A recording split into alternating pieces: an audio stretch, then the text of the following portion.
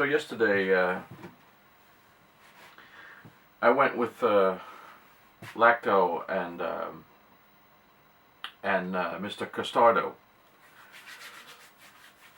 to a Commodore club day. It's supposed to be Commodore, MSX, Sinclair.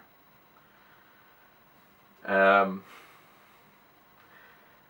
that is. I remember going to those to a Commodore club when I was younger, and I was super impressed. It was great. All these guys with all their Commodore stuff and shit that I didn't have, and games and people were programming there. They were cracking games, and it was just magic to me. But I was like, what, 12 or. I loved it, you know. I think we even brought our own Commodores once. And someone would have a game there, and it would, you know, someone had a crack game, and it just spread like wildfire across all the Commodores that were there. It was fantastic. So this thing came up, and Mark sort of invited us, you know, you want to come, and I sure. Let's do it, hoping it was going to be a little bit more like I remembered.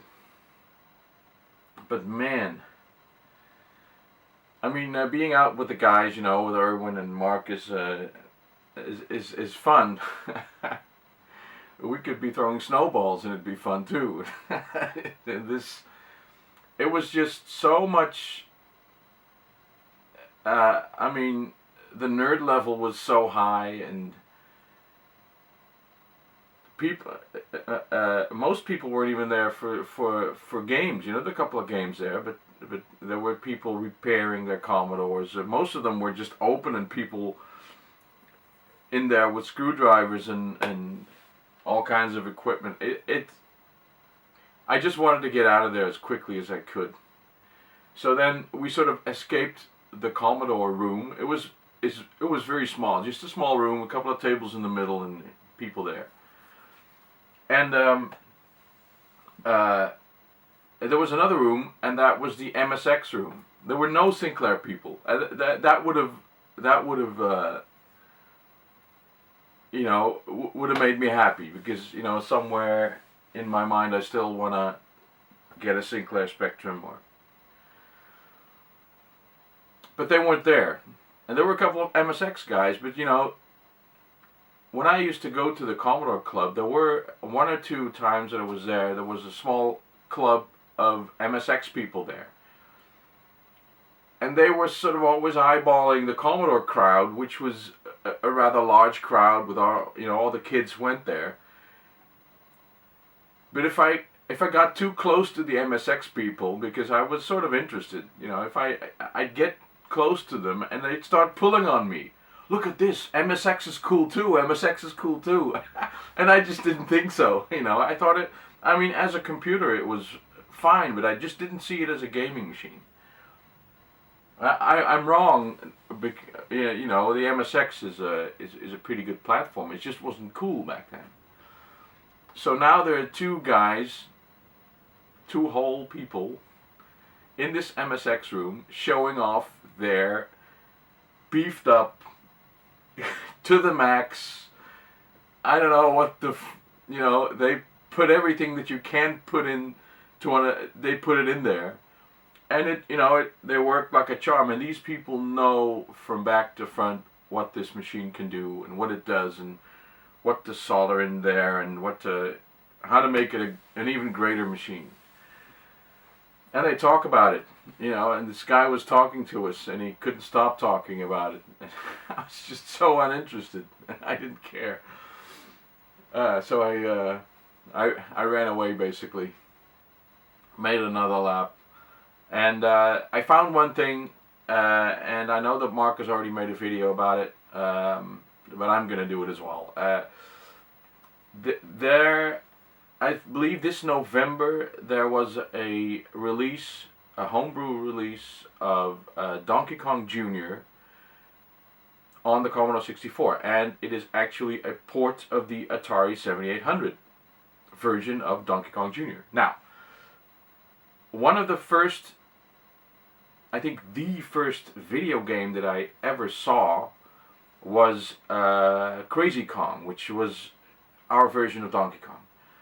And it was in the local chip shop, and it was, that blew my mind. That set the standard for video games for me, at least, you know, as far as Donkey Kong went. This was the quality, you know, the sound and the color and the gameplay and everything that was gaming to me. So all of the consoles that were out at that point were the video packs and the Atari 2600, which basically left me disillusioned, because I could, you know, it was very obvious that the quality of these games was so far from the arcade quality that, you know, I still liked the gameplay, but I was always looking for the consoles catching up with the arcade quality. You know, in the arcade, Mario actually looked like a little guy, and on the Atari 2600, I had to imagine that, you know, those 6 blocks were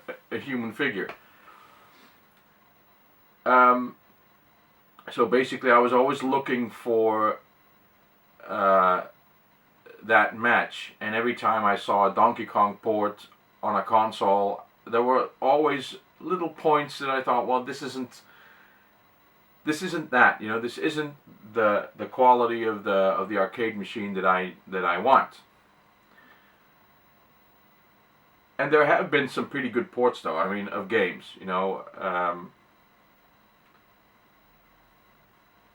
but this, we also had Donkey Kong Jr. after a while. I can't remember when exactly that was, but, and I always loved Donkey Kong Jr. as an arcade game. It was a good game. It was harder to play, I think, than the first Donkey Kong. And what blew my mind basically yesterday is that the Atari 7800 version of Donkey Kong Jr. is actually very good. Now, I've never seen it on the 7800 itself, but I've seen it on the Commodore 64 now, and I downloaded it. I will leave a link in the description to the download of that game. If you have a Commodore emulator, you should be able. I use c64 on Mac, but you could use Vice or whatever. It'll probably just load it and run. I'm going to show it to you on my Commodore 64. I've transferred the download on a USB stick, and the USB stick just plugs into my Ultimate cart that I've done videos of. If you don't know what I'm talking about, please just go to my demonstration video of that thing, and it'll you'll know what I mean. That's how I'm playing it. So I'm playing it on the real hardware, and let's have a look. All right, let's go.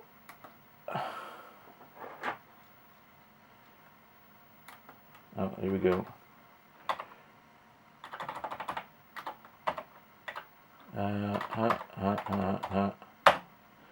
Let's do it.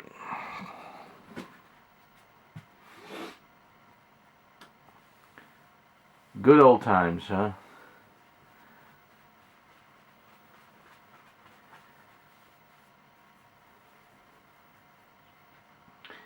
Do do do do do do do do do.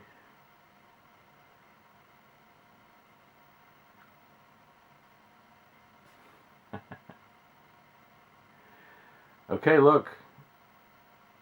Well, the colors may be a little bit off, but you get the picture.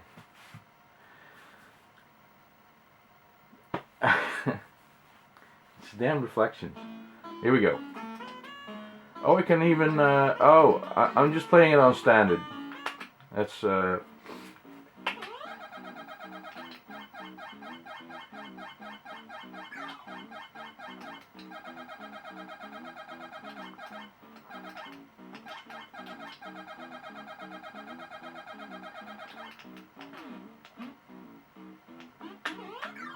I always thought the jumps were pretty weird. When I have to jump to this other platform and, well, the character seems so wide somehow. And really the best way to climb up is using two hands. It's much quicker.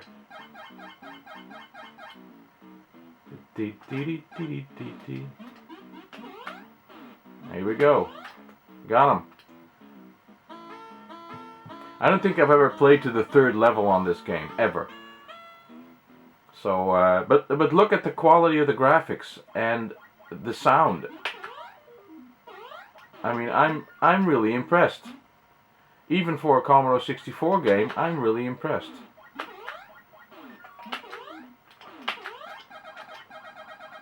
The jumping is actually just as awkward as on the as on the arcade. This could easily be an arcade game. This is such a good port. It's incredible. Why couldn't they do this with every game? I would have been so happy with all my consoles. But I guess you need a crack team of developers to be able to do this. And that's probably it, you know. You don't know what kind of people and what kind of hardware these people had to work with to create these games. And I'll bet some companies just didn't have, you know, the money to take the money it took to get the correct resources. And now this was just done by people who do this for free. I'm not going to do that again. You know, I doubt if anyone ever made any money making this port, actually. Oh God, I didn't know that. Oh God, am I dead? No. Yeah. Well, we'll go again. We won't leave it there.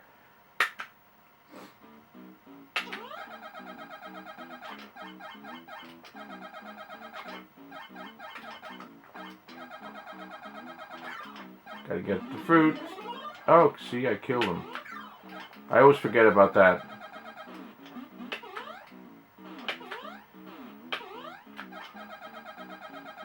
Can I make it? I don't think I can make it across. I can.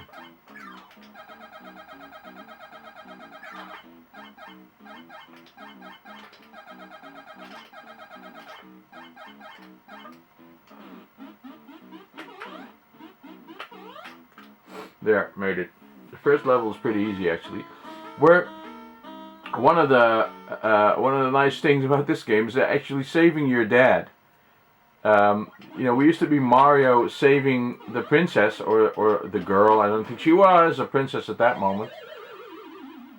But now Mario is the bad guy, which he usually is. Actually, Mario is the bad guy in many games. If you look at the Game Theorists channel, they have a very nice video about it. They actually prove that Mario is evil. And they're right. And again, you know, Mario's here holding a monkey captive. You know, that's usually frowned upon. Damn! Oh. It's a pretty difficult game. Like I said, you know, the first Donkey Kong is hard, but I can get to the first 4 levels. I don't even know what the levels look like in this game. Just wait for the egg to drop and then time the jump to the little thingy bob there. And the eggs only fall when this thing is near, and I just can't. Oh, God. I'm not giving up. I'm not giving up. Hoop, hoop. Who's ever heard of an alligator climbing a vine? That's just dumb. Get out of here, idiot.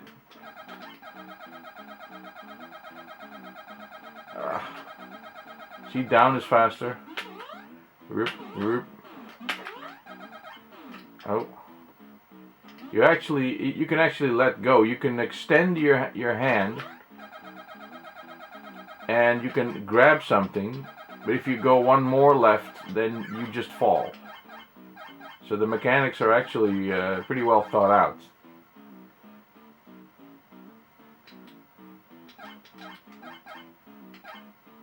And I actually wonder if this game has the same bug as the original Donkey Kong, where when the score gets so high that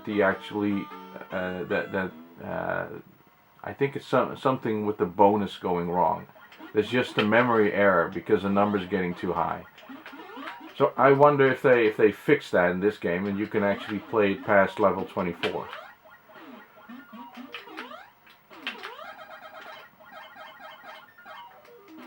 Now, let's do this. Egg. See, and it's already moving away from me, so I can't jump. And there's no other way to get there, by the way. I can't. Here we go. Now I have to land on the little platform here, and then wait for the... There. Now I think I have to... Yeah. Now...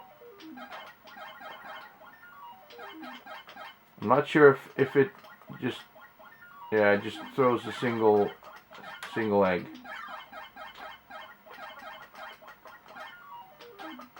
High bird, low bird.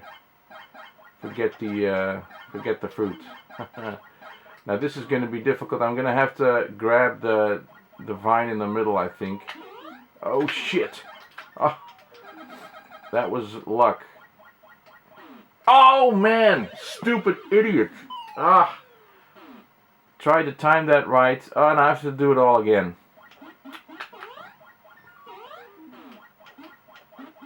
I can just walk on the platform. That's what I was gonna say. If you do it right. Am I game over? No. So this is the last try. It's gonna take too long if I just keep walking. You know. There we go. No jumps.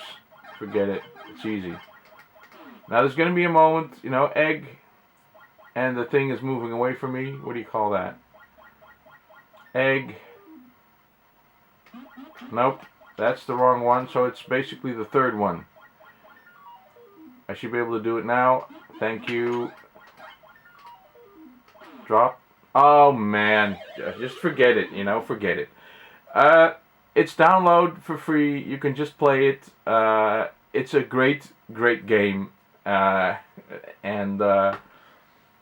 I have nothing else to add. This is what I wanted when I was young, and I had a Commodore 64, and I wanted arcade games. This is what I wanted, and now I have it. I'm 43, people. See you next time.